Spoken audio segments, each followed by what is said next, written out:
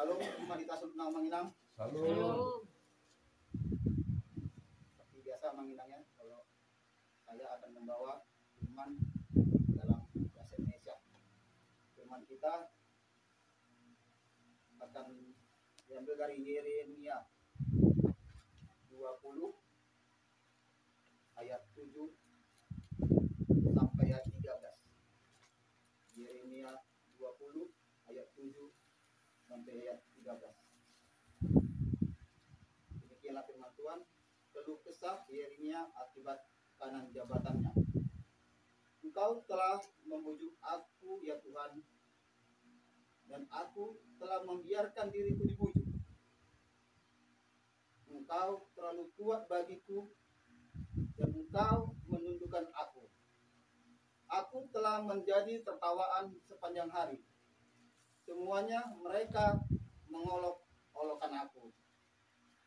Sebab setiap kali aku berbicara, terpaksa aku berteriak, terpaksa berseru, kelaliman, aniaya. Sebab firman Tuhan telah menjadi celah dan cemooh bagiku sepanjang hari. Tetapi apabila aku berpikir, aku tidak mau mengingat dia dan tidak mau mengucapkan firman lagi demi namanya, maka dalam hatiku ada sesuatu yang seperti api yang menyala-nyala terkurung dalam tulang-tulangku. Aku berleha-leha untuk menahannya, tetapi aku tidak sanggup. Aku telah mendengar bisikan banyak orang. Kegentaran datang dari segala jurusan. Adukanlah dia. Kita mau mengadukan dia. Semua orang sahabat karibku mengintai apakah aku tersandung jatuh. Barangkali ia membiarkan dirinya dibujuk, sehingga kita dapat mengalahkan dia dan dapat melakukan pembalasan kita terhadap dia. Tetapi Tuhan menyertai aku seperti pahlawan yang gagah. Sebab itu orang-orang yang mengejar aku akan tersandung jatuh, dan mereka tidak dapat berbuat apa-apa. Mereka akan menjadi malu sekali, sebab mereka tidak berhasil. Suatu noda yang selama-lamanya tidak terlupakan. Ya Tuhan semesta alam, yang menguji orang benar, yang melihat batin dan hati, biarlah aku melihat pembalasanmu terhadap mereka, sebab kepadamulah kuserahkan perkaraku. Nyanyilah untuk Tuhan, pujilah Tuhan, sebab ia telah melepaskan nyawa orang miskin dari tangan orang-orang yang berbuat jahat. Demikianlah firman Tuhan. Saudara terkasih dalam Yesus Kristus, topik minggu kita di minggu ketiga setelah Trinitatis di hari Minggu tanggal 25 Juni 2023, mengikut Yesus dalam Amorsa silam, mengikut Yesus dan memikul salib. Saudara terkasih dalam Yesus Kristus, Yeremia dipanggil Tuhan menjadi nabi pada usia yang sangat muda. Bisa kita baca pada Yeremia 1 ayat 1 sampai 6. Di saat masih di kandungan, dia telah dipanggil Tuhan menjadi seorang nabi. Di saat dia masih anak-anak, Tuhan mengingatkan dia, memanggil dia. Yeremia menolak panggilan Tuhan dengan berbagai macam alasan. Katakan di situ di Yeremia pasal 1 ayat ke-6 dikatakan, Tuhan Allah, sesungguhnya aku tidak pandai berbicara, sebab aku ini masih muda. Yeremia menolak, aku masih muda. Kemudian di ayat berikutnya dikatakan, aku tidak pandai berbicara. Dua alasan dikatakan Yeremia menolak panggilan Tuhan? Aku masih muda. Aku tidak pandai berbicara. Terkadang beratnya memang. Saya ingat 2016 saya terpilih sebagai sungguh di usia yang masih 36-37. Memang batin itu menolak memang berat, karena kita memang melayani Tuhan ini tidak bisa setengah-setengah. Bukan pada diri kita sendiri aja, di keluarga dia harus menjadi contoh. Bukan di diri kita, di keluarga, dia istri, anak menjadi contoh. Terkadang di rumah sering saya ingatkan itu, kok lagi ribut lagi apa, jaga ya bapak sintua. Sering diingatkan, kita ingatkan gitu. Memang beban itu tidak main-main jadi seorang pelayan Tuhan.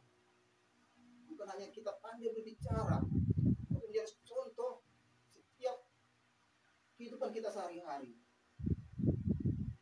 Apalagi di zaman Yeremia, di adat istiadat bangsa Israel, pantang orang yang muda menasihati orang yang tua. Hampir mirip-mirip lah mungkin sama kita orang Batak. Kalau kita orang Batak ini, kalau udah orang yang muda menasihati yang tua, segannya kita. Kadang kita bilang, tapi abang, tapi itu mungkin yang tua kan, kita permisi. Karena namun Tuhan Yesus sama nginang terus mendorong, terus memanggil Yeremia untuk menjadi seorang hamba. Meyakinkan Yeremia bahwa dia akan mampu menjadi seorang hamba. Dikatakan di ayat 7 dan 8, pasal Yeremia 1 ayat 7 dan 8 dikatakan, jangan takut pada mereka, sebab aku menyertai engkau untuk melepaskan engkau. Tuhan meyakinkan Yeremia bahwa jangan takut. Tuhan meyakinkan Yeremia bahwa Tuhan menyertai setiap langkah kehidupan pelayanan Yeremia. Kemudian di ayat 9 dikatakan Yeremia 1, Tuhan menjamah mulut Yeremia. Katakan di ayat 9 dikatakan Tuhan mengulurkan tangannya dan menjamah mulutku. Tuhan berfirman kepadaku, sesungguhnya aku menaruh perkataanku ke dalam mulutmu. Tuhan memakai, memberkati Yeremia, menjamah mulut Yeremia agar dia dapat berbicara, agar dia dapat mengingatkan bangsa Israel. Tuhan menyentuh seperti tukang besi yang menyepuh sebuah belati atau pedang. Begitulah Tuhan memakai mulut Yeremia, menjamah mulut Yeremia agar dia bisa berfirman, menyampaikan firman Tuhan melalui Yeremia. Sehingga Yeremia sebagai panuwirang, sehingga Yeremia sebagai panuwirang pemberita firman bagi orang Israel. Kita terkasih dalam Tuhan Yesus Kristus, masa pelayanan Nabi Yeremia di Israel berlangsung selama 40 tahun. Langsung dari tahun 626 sampai 587 sebelum Masehi. Sudah sekitar lebih kurang 2600 tahun yang lalu. Di era sebelum bangsa Israel dibuang ke Babel, sampai bangsa Israel masuk ke pembuangan ke Babel. Bahkan Nabi Yeremia pun ikut dalam pembuangan ke Babel. Masa-masa itu adalah masa-masa yang sangat suram dalam kehidupan bangsa Israel. Masa-masa yang suram dari kehidupan keberagama agama, moral, politik. Masa-masa itu memang masa yang hancur dalam segi moral, agama. Terutama dalam bidang agama, bangsa Israel rusak pada titik yang serusak-rusaknya istilahnya menghina. Itu makanya Nabi Yeremia mengingatkan bangsa Israel agar mereka terus bertobat, mengingat Tuhan dalam kehidupannya. Dikatakan di Yeremia 2 ayat 5, dikatakan, beginilah firman Tuhan, apakah kecurangan yang didapati nenek moyangmu padaku, sehingga mereka menjauh daripadaku, mengikuti dewa kesia-siaan sampai mereka menjadi sia-sia. Bangsa Israel jadi menyembah berhala, menyembah dewa-dewi, tidak menyembah Tuhan dalam kehidupannya. Bahkan dikatakan di Yeremia 2 ayat 8 dikatakan, para imam tidak lagi bertanya di mana Tuhan. Orang-orang yang melaksanakan hukum tidak mengenal aku lagi, firman Tuhan mengatakan. Dan para gembala mendurhaka terhadap aku. Para nabi berbuat lebih babal. Mereka mengikuti apa yang tidak berguna. Semua rekan-rekan sepelayanan Yeremia berbalik, menyembah berhala, menyembah dewa-dewi. Sehingga Yeremia mengingatkan mereka. Ini semua teman-teman sepelayanan Yeremia, teman-teman bisa dikatakan sebangsa, sesuku, satu gereja. Mereka berbalik menyembah dewa-dewi. Sehingga yang menginang Tuhan menggambarkan bangsa Israel sebagai pohon yang berbau busuk, pohon anggur liar. Dikatakan di Yeremia 2 ayat 21. Kita baca menginang Yeremia 2 ayat 21. Saya bacakan.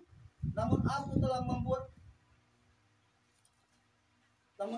membuat engkau tumbuh sebagai pohon anggur pilihan, sebagai benih yang sungguh murni. Betapa engkau berubah menjadi pohon berbau busuk, pohon anggur liar.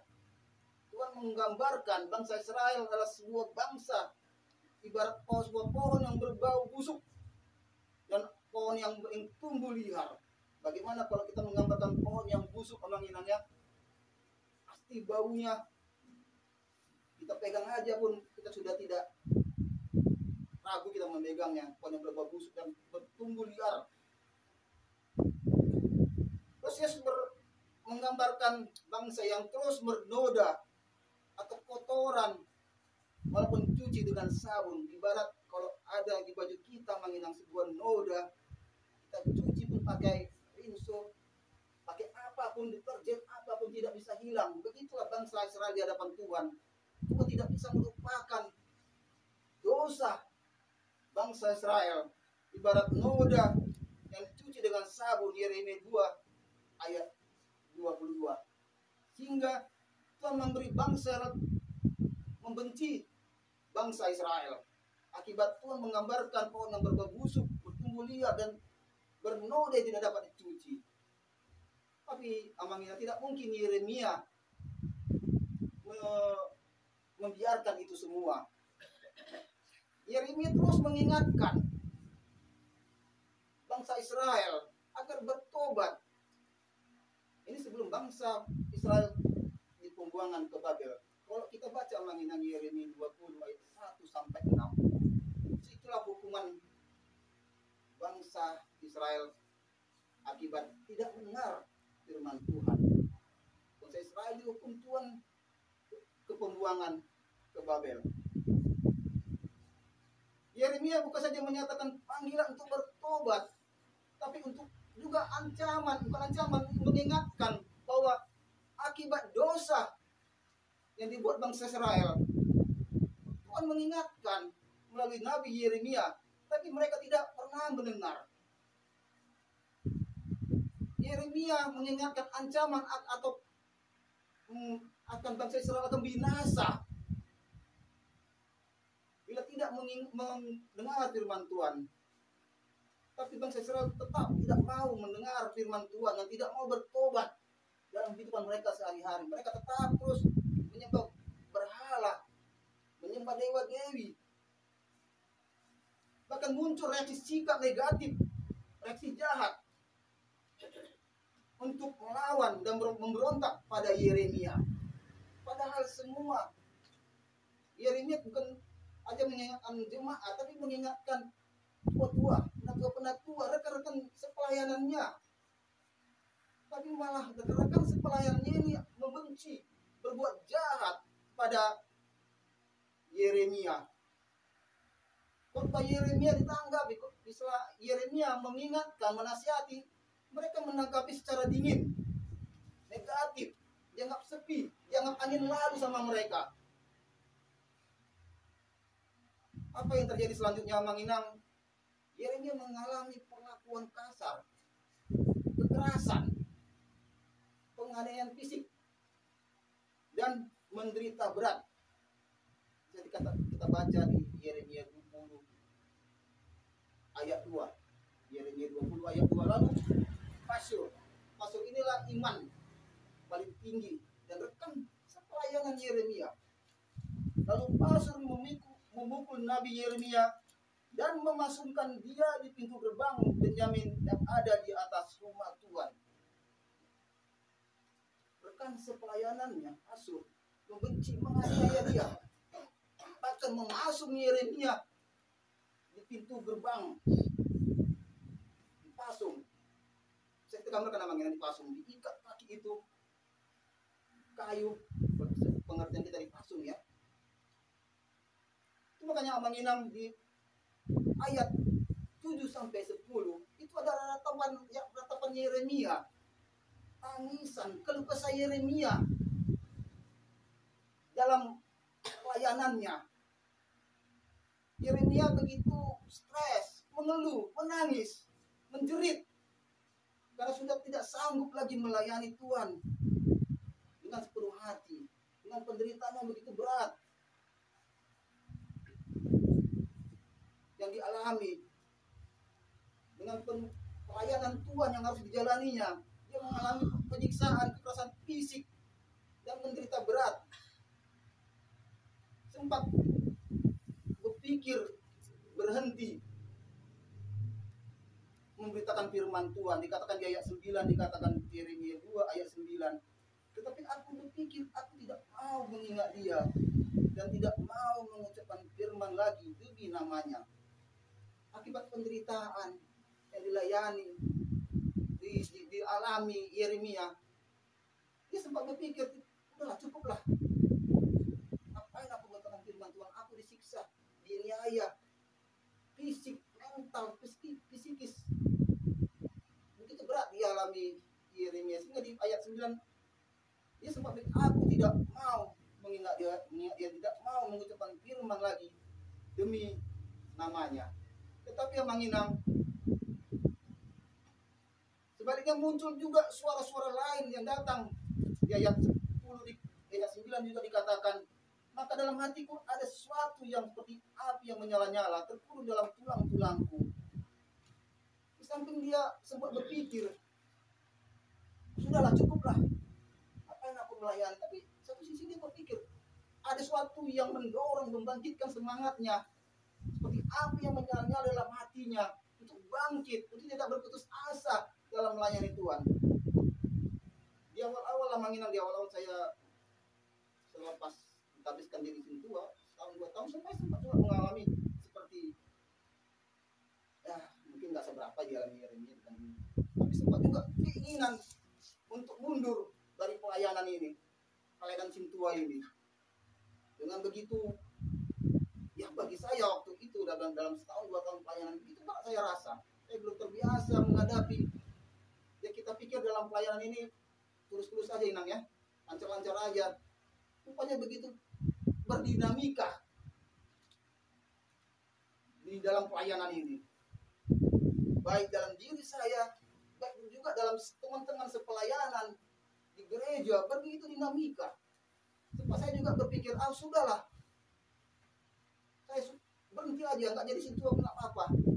Sempat juga berpikir gitu, tapi tetap juga kita berpikir, merenung. Ini bukan gelar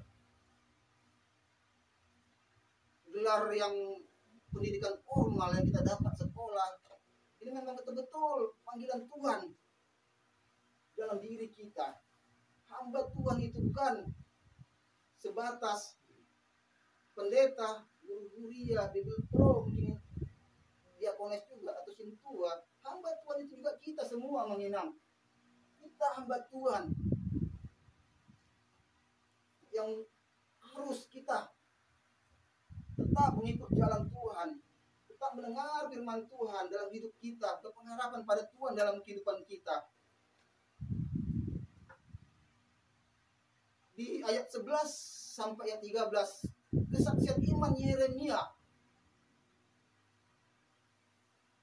Setelah dia merenung, setelah dia berpikir, sempat berpikir mau melepaskan pelayanannya sebagai seorang nabi, pelayan Tuhan.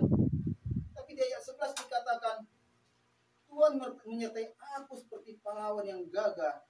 Sebab itu orang-orang yang mengejar aku akan tersanjung jatuh, dan mereka tidak dapat berbuat apa-apa. Yeremia meyakinkan pada dirinya bahwa Tuhan memang selalu menyertainya setiap langkah kehidupannya. Sehingga siapapun yang berusaha menghalanginya, siapapun yang berusaha menyakitinya, menyiksanya,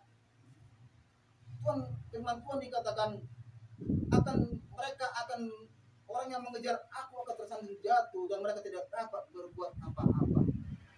Di tengah-tengah kehidupan kita menginang kekristenan yang kita minoritas di negara ini, banyak kita alami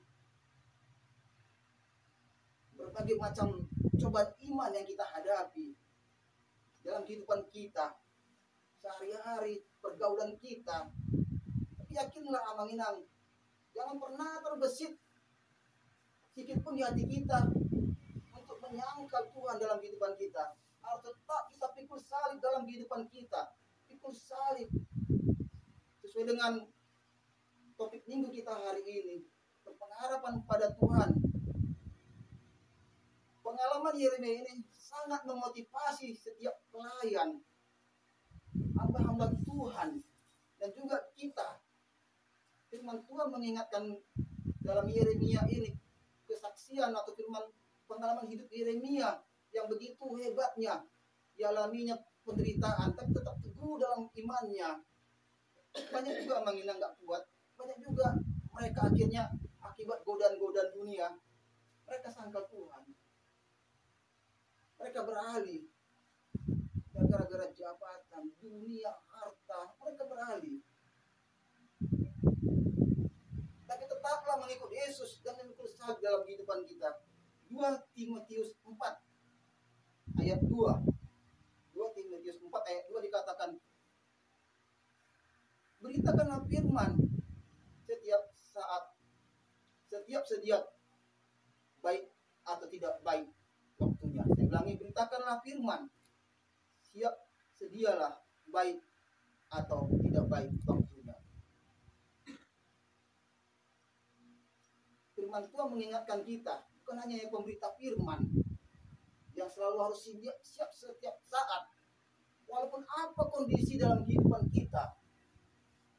Sama seperti yang mengilang di hari Minggu kemarin, saya sempat gamang di saat anak saya udah mename, waktu saya meragenda di Minggu pagi di berbahasa Batak pula.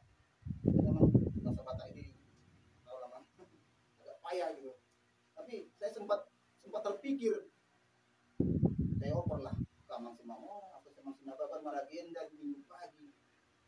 Berpikir lagi di hari Rabu sekarang saya berjamita, apakah saya oper ke rekan tua yang lainnya, agenda di ibadah Minggu pagi dan di Patamyangan.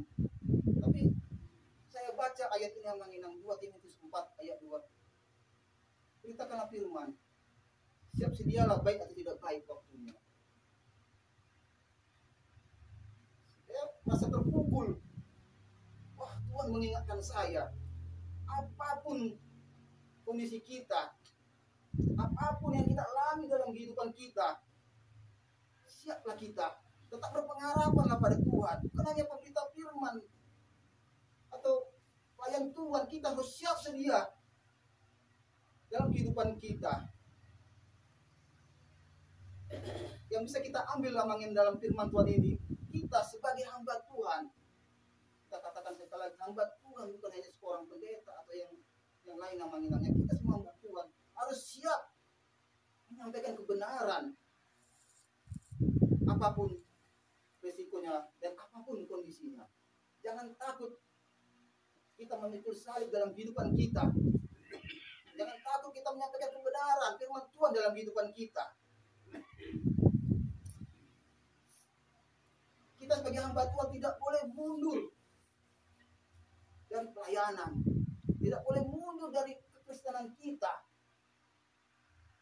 tidak boleh kita sangkal Tuhan dalam kehidupan kita. Harus kita pikul salib dalam kehidupan kita.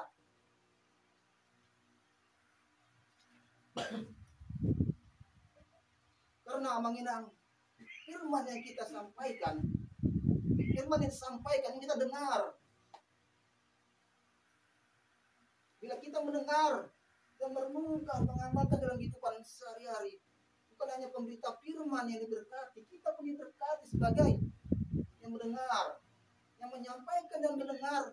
Bila kita betul-betul dalam mendengar firman Tuhan, mengamalkan dalam kehidupan kita, kita akan mendengar bahwa Tuhan akan menyampaikan berkatnya dan menyampaikan firman, dan kita harus menerima firman dalam kehidupan kita. Hamba Tuhan, kita sebagai hamba Tuhan yang setia, pasti harus kita yakini kita dijaga, dipelihara, dan diberkati Tuhan. Kita sebagai hamba Tuhan, sekali lagi saya katakan, kita pasti harus kita yakini kita dijaga, dipelihara, dan diberkati Tuhan. Apapun kondisi kita dalam kehidupan kita, apapun rencana dalam kehidupan kita, kita yakini, kita serahkan semua hidup kita kepada Tuhan dalam setiap langkah kehidupan kita. Biarlah firman Tuhan ini menjadi pegangan dalam hidup kita, menginang, agar kita di minggu kita memikul salib, kita tetap memikul salib dalam kehidupan kita, tetap memuji dan memuliakan nama Tuhan dalam setiap langkah kehidupan kita dan keluarga kita.